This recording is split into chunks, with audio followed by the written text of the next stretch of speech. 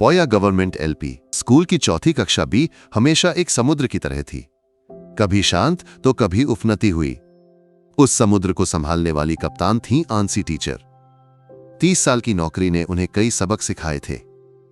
हर बच्चे की हंसी के पीछे की खुशी और हर खामोशी के पीछे का दर्द उन्हें बखूबी समझ में आता था। वो एक बुधवार था, दोपहर की गर्मी की सुस्ती कक्षा में छाने लगी थी। आंसी टीचर अपनी कुर्सी से उठी और डायरी मेज पर रखी। बच्चों, एक जरूरी बात बतानी है। उनकी आवाज सुनते ही कक्षा की हल्की फुल्की हलचल थम गई। 35 जोड़ी आंखें उम्मीद भरी नजरों से उनके चेहरे की ओर देखने लगीं। आने वाला शुक्रवार को हमारे स्कूल में पीटीए मीटिंग है, दोपहर 2 बजे। सबको अपने मम्मी या पापा को जरूर लाना है। कोई नहीं छूटना चाहिए, समझे? ये एक साधारण घोषणा थी। कक्षा में एक नई हलचल शुरू हो गई। बच्चे एक दूसरे को देखकर मुस्कुराए। मेरे पापा आएंगे, मेरी मम्मी छुट्टी लेंगी, ऐसी फुसफुसाहटें सुनाई देने लगीं। लेकिन सबसे आगे की बेंच पर खिड़की के पास बैठा एक बच्चा उस पर ठहर गया। निहाल, कक्षा का सबसे होशियार और सबसे ज्यादा बात करने वाला बच्चा। उसकी शरारतों के लिए आंसी टीचर उसे सबसे ज्यादा डांटती थी, लेकिन पिछले कुछ दिनों से वो खामोश था।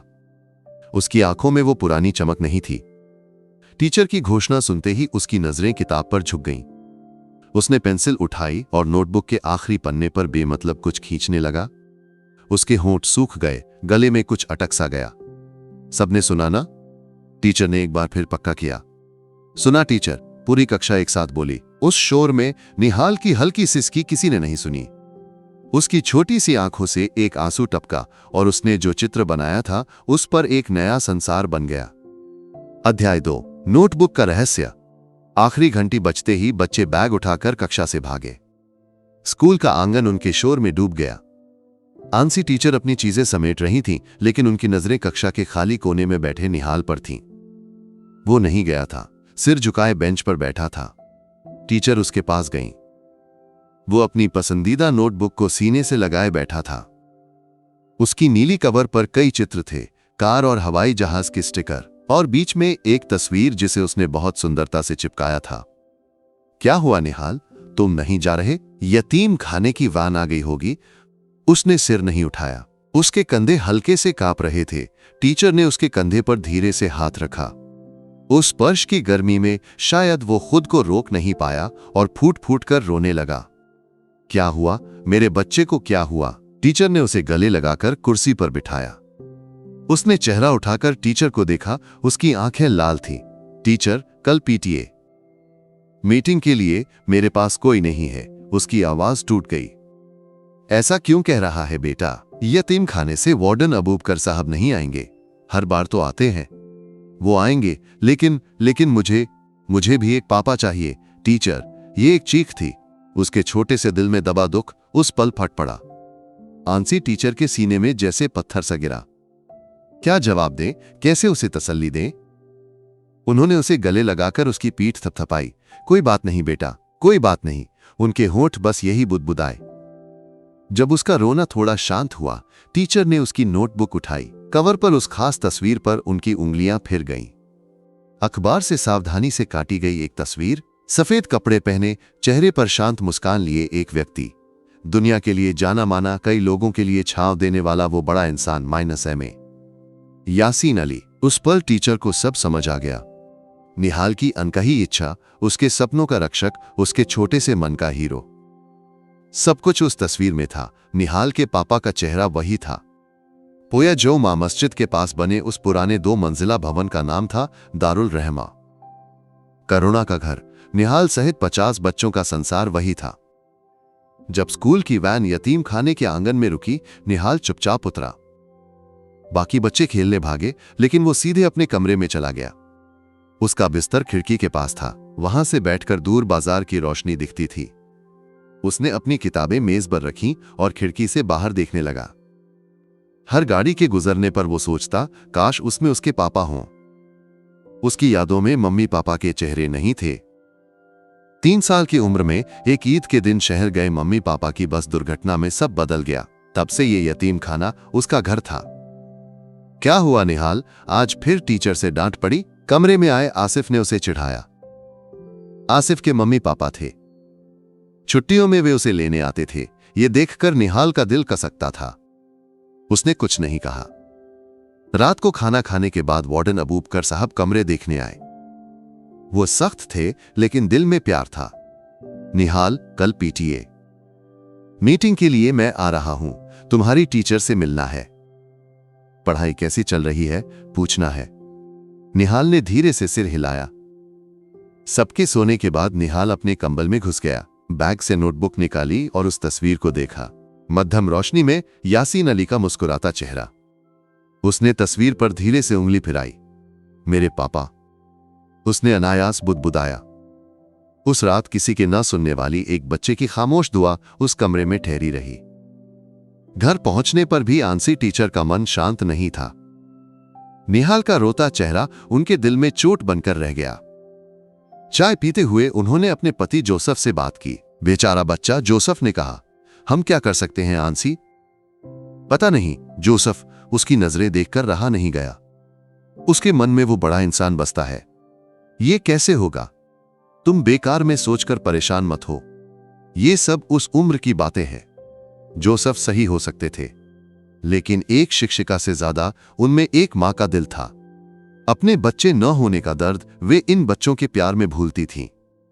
रात देर तक उन्हें नींद नहीं आई। जोसेफ सो चुके थे। वे उठीं और कंप्यूटर ऑन किया। फेसबुक की नीली रोशनी कमरे में फैली। बिना सोचे उन्होंने टाइप करना शुरू किया। उन्हें नहीं लगा कि कोई इसे देखेगा या कोई चमत्कार होगा। ये बस उनके मन का बोझ उतारने की कोशिश थी। उन्होंने निहाल या स्कूल का नाम नहीं लिया। आज मेरे चौथी कक्षा के बच्चे ने उदास होकर कहा कि उसके पास पीटीए मीटिंग के लिए कोई नहीं है। काश मेरे पास भी एक पापा होते। ये कहकर जब वो रोया, मेरा दिल टूट गया। उसने ये कहते हुए अपनी नोटबुक पर एक तस्वीर दिखाई, अखबार से काटी गई, उस बड़े इंसान की तस्वीर जिसे वो पूजता है। शायद उसी चेहरे को मन में रखकर उसने एक अभिभावक की चाहत की। क्या उस बच्चे की खामोश इच्छा कोई सुनेगा? पता नहीं। कांपते हाथों से उन्होंने पोस्ट बटन दबाया, फिर कंप्यूटर बंद करके खिड़की के पास खड़ी हो गईं। बाहर अंधेरा गहरा था। क्या उन्होंने सही किया? क्या वे उस बच्चे को बेकार की उम्मीद दे रही थीं? उनका मन उलझन में था। गुरुवार की सुबह जब आंसी टीचर जागी तो उनके मन में एक बोझ था। रात को किए गए काम पर उन्हें पछतावा हुआ। कुछ दोस्तों के लाइक और एक दो सांत्वना भरे कमेंट की उम्मीद में उन्होंने फोन उठाया और फेसबुक खोला। स्क्रीन देखकर वे एक पल के लिए स्तब्ध रह गईं। उनके पोस्ट के नीचे हजारों लाइक, सैकड़ों शेयर। कमेंट बॉक्स में जैसे नदी बह रही थी। पोया के स्थानीय न्यूज ग्रुप और खाड़ी देशों के मलयाली समुदायों ने उस पोस्ट को अपना लिया था। कमेंट्स तरह तरह के थे। इस टीचर को सलाम, यही असली शिक्षक है। उस बच्चे का दुख सोचकर बुरा लगता है। काश उस बड़े इंसान तक ये बात पहुंचे। ये सब पब्लिसिटी के लिए है। बच्चे को बेकार में उम्मीद देना। मैं भी यतीम था। हर पीटीए मीटिंग मेरे लिए आग की तरह थी। उस बच्चे का दर्द मैं समझ सकता हूं। हर कमेंट उनके दिल की धड़कन बढ़ा रहा था। एक छोटी सी चिंगारी ने जंगल की आग बना दी थी। खुशी से ज्यादा उन्हें डर लग रहा था, क्या बात हाथ से निकल जाएगी। उसी समय केरल से हजारों किलोमीटर दूर दुबई की सबसे ऊंची इमारतों में से एक के विशाल ऑफिस में दुनिया का आर्थिक नक्शा बदलने वाली चर्चाएं हो रही थी। एमए यासीन अली अपने डायरेक्टर बोर्ड के साथ एक नए प्रोजेक्ट पर बात कर रहे थे। कोटियों के हिसाब और रणनीतियां उस कमरे में गूंज रही थीं। उसी इमारत की दूसरी मंजिल पर सोशल मीडिया मैनेजमेंट विभाग में काम करने वाले युवा कर्मचारी फिरोज अपने कंप्यूटर स्क्रीन पर एक वायरल फेसबुक पोस्ट को ध्यान से पढ़ रहे थे। पोया के एक छोटे से गांव की एक टीचर का पोस्ट। फिरोज की आंखें नम हो गईं। रोजाना हजारों मदद की अर्जियां उनके सिस्टम से गुजरती थीं। ज्यादातर को फाउंडेशन के ईमेल पर भेज दिया जाता था, लेकिन इसमें कुछ खास था। एक टीचर की बेबसी, एक बच्चे की खामोश इच्छा, नोटबुक की उस तस्वीर का ब्यौरा, ये सब उनके दिल को छू गया। उन्होंने पोस्ट का लिंक कॉपी किया और पीआर विभाग के प्रमुख मिस्टर मेनन को भेजा। साथ में एक नोट, सर इसे देखें, इसमें कुछ सच्चाई है। 5 मिनट में मेनन का जवाब आया, फिरोज तुम्हें पता है नियम, ऐसी भावुक कहानियां हम रोज देखते हैं। इनका जवाब देने लगे तो बस यही काम रह जाएगा। फाउंडेशन के जनरल मेल पर फॉरवर्ड कर दो। अगर कोई मदद चाहिए होगी वे करेंगे। फिरोज निराश होकर कुर्सी पर झुक गए। मेनन सही थे, व्यावहारिक रूप से सोचें तो यही ठीक था, लेकिन उनका मन उस चौथी कक्षा के बच्चे के साथ था। उस दिन स्कूल पहुंचते ही आंसी टीचर बेचैन थीं। स्टाफ रूम में कुछ लोग उन्हें अजीब नजरों से देख रहे थे। कुछ ने हंसकर कहा, टीचर आपका पोस्ट वायरल हो गया। कुछ चुपचाप किनारे हो गए। इंटरवल के समय हेडमास्टर बालकृष्णन सर ने उन्हें ऑफिस में बुलाया। वे शांत और नियमों के पक्के थे। आंसी, मैंने वो फेसबुक पोस्ट देखा, उन्होंने गंभीरता से कहा। आपके अच्छे दिल को मैं जानता हूं, लेकिन क्या यह जरूरी था? स्कूल का नाम इसमें घसीटा गया। दूसरी तरफ दुनिया का जाना माना व्यक्ति है। अगर इससे कोई समस्या हुई तो हम क्या करेंगे? सर, उस बच्चे की हालत देखकर मैं खुद को रोक नहीं पाई। टीचर को शब्द नहीं मिले। मुझे समझ आता है, लेकिन हमें थोड़ा व्यावहारिक होना चाहिए। अब जो हुआ सो हुआ। अगर कोई समस्या हुई तो मिलकर सामना करेंगे। टीचर को थोड़ी राहत मिली, लेकिन डर पूरी तरह गया नहीं। ये सब जाने बिना निहाल कक्षा में बैठकर अगले दिन के बारे में सोचकर दुखी था। लंच करने भी नहीं गया। दोस्तों ने खेलने बुलाया तो टाल गया। वह खिड़की से बाहर देखता रहा। हर पत्ते की हलचल उसे डराती थी। काश कल ना आए, उसने मन में सोचा। उस शाम यतीम खाने में वार्डन अबूबकर साहब ने निहाल की उदासी देखी। उन्होंने उसे पास बुलाया। चलो बाजार तक चलते हैं। निहाल चुपचाप उनके साथ चला। पोया के छोटे से टाउन में कपड़े की दुकान में अबूबकर साहब ने उसके लिए एक नई शर्ट खरीदी, नीले रंग की, छोटे छोटे डिजाइन वाली। इसे कल पीटीए मीटिंग में पहनना। नई शर्ट पहनने से खुशी मिलेगी। उन्होंने शर्ट उसके हाथ में दी। निहाल ने शर्ट को देखा। उसकी सूखी आंखों में हल्की नमी छा गई। उसने प्यार से वार्डन को देखा। उस नजर में हजारों शुक्रिया थे। उस रात की कहानी। उस रात उसने अपनी नई शर्ट को बड़े करीने से मोड़ा और अपने तकिए के पास रख दिया। उससे थोड़ा आगे उसकी नोटबुक थी, जिसमें एक हंसता हुआ चित्र था।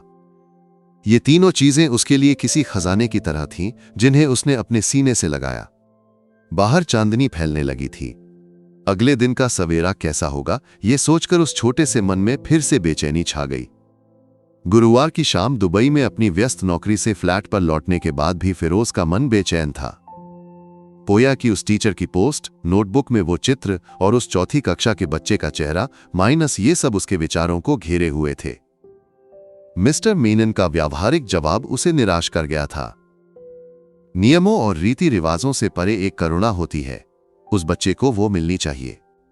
काफी सोच विचार के बाद उसने एक फैसला लिया। शायद ये फैसला उसकी नौकरी को भी प्रभावित कर सकता था।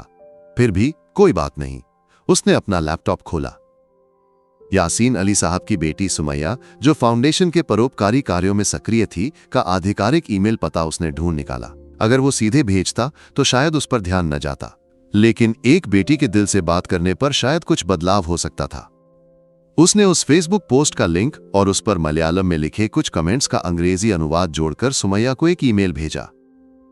माननीय मैडम, क्षमा करें, मैं नियम तोड़कर यह भेज रहा हूं, लेकिन मेरी अंतरात्मा मुझे इजाजत नहीं दे रही। केरल के एक गांव से आई ये पोस्ट शायद आपके ध्यान में आई हो। ये कोई साधारण मदद की अपील नहीं है। ये एक बच्चे की खामोश इच्छा है। उसके दुनिया का हीरो आपके पिता हैं। मेरे मन में कहता है कि इसमें कुछ भलाई है। कृपया इसे ध्यान से देखें। उंगलियों के कंपाहट के साथ उसने सेंड बटन दबाया। अब जो होगा वो उसका सामना करने के लिए तैयार था। अध्याय 10। एक बेटी का मन। उस रात अपने बच्चों को सुलाने के बाद सुमैया रोजमर्रा के रिपोर्ट्स की जांच कर रही थी। हजारों ईमेल्स के बीच फिरोज का संदेश किसी कारण उसका ध्यान खींच गया। इसके शीर्षक में एक सच्चाई थी। उसने लिंक खोला और आंसी टीचर की पोस्ट पढ़ी। हर शब्द उसके दिल को छू गया। एक अनाथ बच्चा, अपने पिता के लिए उसकी उदासी, नोटबुक में वो चित्र। उसे अपने पिता का पुराना समय याद आया, कठिनाइयों और अभावों के दिन। एक वक्त के खाने के लिए संघर्ष करने वाला, पुराने कपड़े पहनकर स्कूल जाने वाला बचपन उनके पास भी था, ऐसा वो कई बार कहते थे। इस बच्चे की इच्छा पैसे या संपत्ति की नहीं थी। ये एक दिन की नजदीकी थी, एक अभिभावक की छाया थी। उसने फिरोज को एक पंक्ति का जवाब भेजा। इसका ध्यान रखने के लिए धन्यवाद फिरोज। मैं इस पर गौर करूंगी। फिरोज के दिल में राहत की ठंडक फैल गई। एक छोटी सी उम्मीद। देर रात 11 बजे के करीब एमए यासीन अली अपने दिन के आधिकारिक कामकाज खत्म कर घर के अध्ययन कक्ष में आराम कर रहे थे। जब दुनिया सोने लगती है तब उन्हें अक्सर अपना एक पल मिलता है। तभी सुमैया वहां आई। उसके हाथ में एक टैबलेट था। अब्बा, इसे देखना होगा। उसने वो फेसबुक पोस्ट उनके सामने रखी। उन्होंने चश्मा ठीक किया और धीरे धीरे उसे पढ़ा। हर शब्द, हर कमेंट पर ध्यान दिया। पढ़ने के बाद भी वो कुछ नहीं बोले।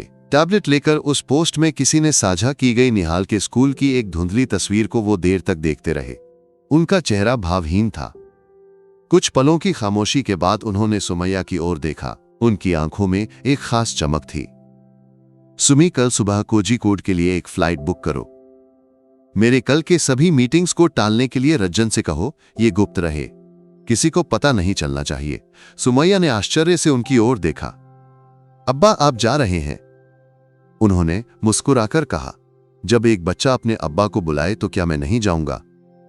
उस पल, उस कमरे में करोड़ों की व्यापारिक साम्राज्य संभालने वाला एमए यासीन अली पोया के एक चौथी कक्षा के बच्चे का अब्बा बन गया। शुक्रवार की सुबह सूरज उगा तो निहाल के दिल का बोझ और बढ़ गया। वह दिन आ चुका था। उसने अबूबकर साहब द्वारा दी गई नीली शर्ट पहनी। आईने में देखने पर उसे अपनी छवि अजनबी लगी। चेहरे पर मुस्कान लाने की कोशिश की लेकिन नाकाम रहा। स्कूल के रास्ते में उसने कुछ नहीं कहा। जब यतीम खाने की वैन स्कूल के आंगन में रुकी तो उसका दिल धड़कने लगा। स्कूल का आंगन अभिभावकों से भरा था। हर बच्चे के चेहरे पर खुशी थी। आंसी टीचर सुबह से ही मानसिक तनाव में थी। पोस्ट के वायरल होने के बाद हर कोई उनके साथ कैसा व्यवहार करेगा, ये डर उन्हें सता रहा था। उन्होंने निहाल को देखा। उसका मुरझाया चेहरा देखकर टीचर का दिल दुख गया। क्या उनके कारण वो और दुखी हो रहा था? डरने की कोई बात नहीं बेटा, टीचर है ना साथ में। उन्होंने उसके सिर पर हाथ फेरा। निहाल ने उनकी ओर देखकर मुस्कुराने की कोशिश की। दोपहर 2 बजे मीटिंग शुरू होने वाली थी।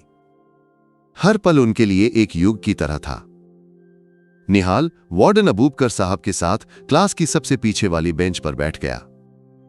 वो सिर झुकाए अपनी उंगलियों को देखता रहा, जैसे कहीं छिप जाना चाहता हो।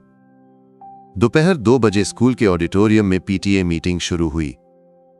हेडमास्टर बालकृष्णन सर ने स्वागत किया। स्कूल का वार्षिक रिपोर्ट पेश किया गया। हर क्लास टीचर ने अभिभावकों को अपनी अपनी कक्षाओं में बुलाया। चौथी कक्षा बी की मीटिंग उसी क्लासरूम में थी। आंसी टीचर ने हर बच्चे के पढ़ाई के बारे में उनके अभिभावकों से बात की। कमरे में माता पिताओं की खुशी भरी बातें गूंज रही थीं। सबसे पीछे की बेंच पर अबूबकर साहब की छाया में निहाल सिर झुकाए बैठा था।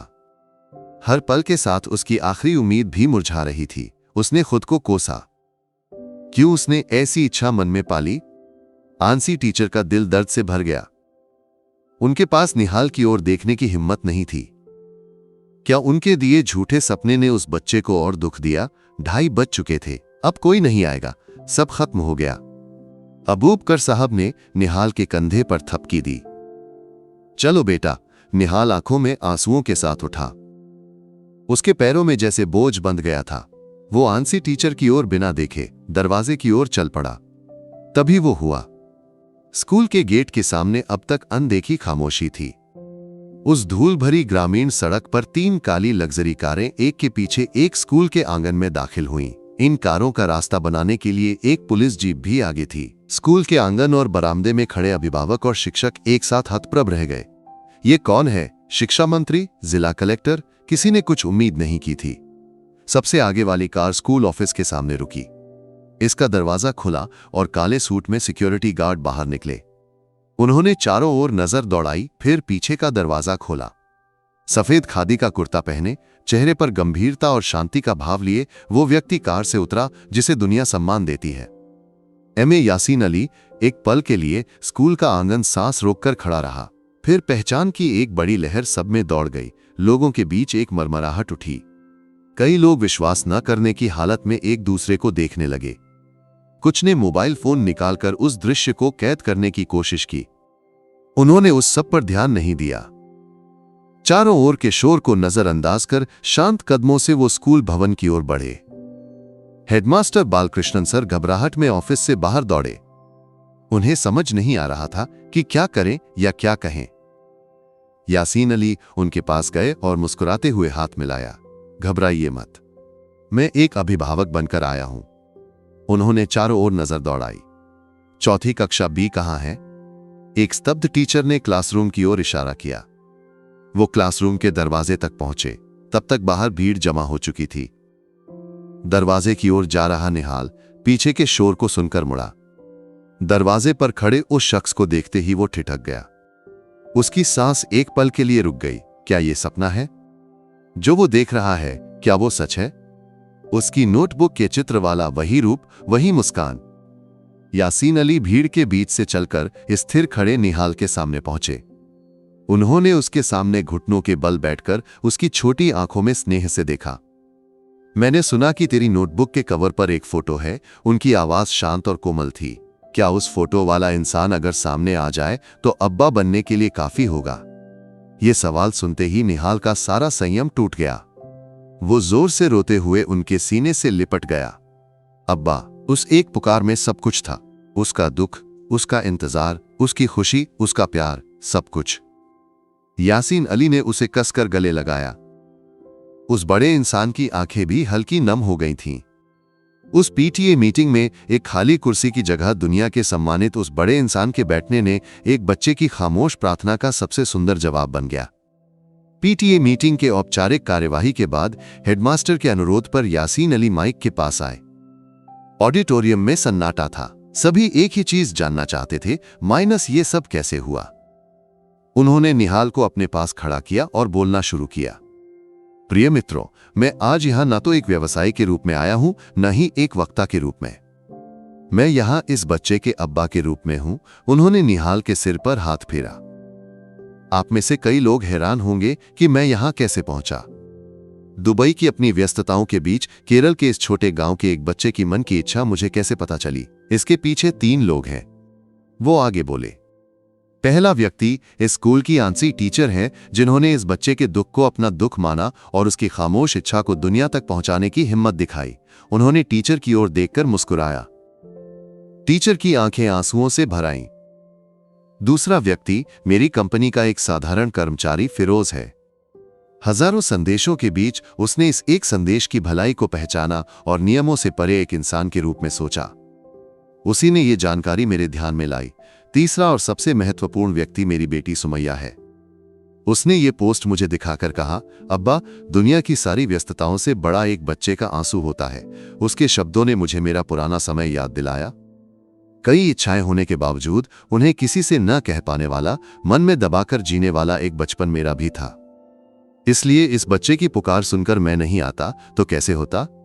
याद रखिए, हमारे बच्चों की मन की इच्छाएं छोटी हो सकती हैं, लेकिन वे उन्हें जो खुशी देती हैं वो बहुत बड़ी होती है।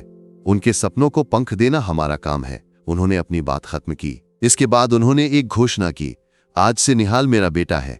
उसकी पढ़ाई सहित सभी जरूरतों का ख्याल मेरा फाउंडेशन रखेगा। इतना ही नहीं, उन्होंने पोया गवर्नमेंट एलपी स्कूल के नवीकरण के लिए एक बड़ी राशि और दारुल रहमा यतीम खाने के लिए एक वार्षिक अनुदान की घोषणा भी की। तालियों की गड़गड़ाहट के बीच निहाल अपने नए अब्बा को आश्चर्य और श्रद्धा से देखता रहा। जाने का समय हुआ तो यासीन अली ने निहाल को पास बुलाया। अब्बा को अब जाना है, लेकिन मैं बुलाऊंगा। तू अच्छे से पढ़ाई करना, बड़ा आदमी बनना। उन्होंने अपना निजी नंबर लिखा एक कार्ड उसे दिया। किसी भी जरूरत के लिए इस नंबर पर फोन करना। निहाल ने आंसुओं भरी आंखों से सिर हिलाया। जब कार स्कूल के आंगन से निकली तो उसने हाथ हिलाया। वो कार नजरों से ओझल होने तक वो वहीं खड़ा रहा। ये कोई अंत नहीं था, बल्कि एक नई जिंदगी की शुरुआत थी। कुछ महीनों बाद पोया स्कूल का रंग रूप बदल चुका था। निहाल क्लास का सबसे खुशहाल बच्चा बन गया। हर रविवार को वो अपने अब्बा को वीडियो कॉल करता, घंटों बात करता।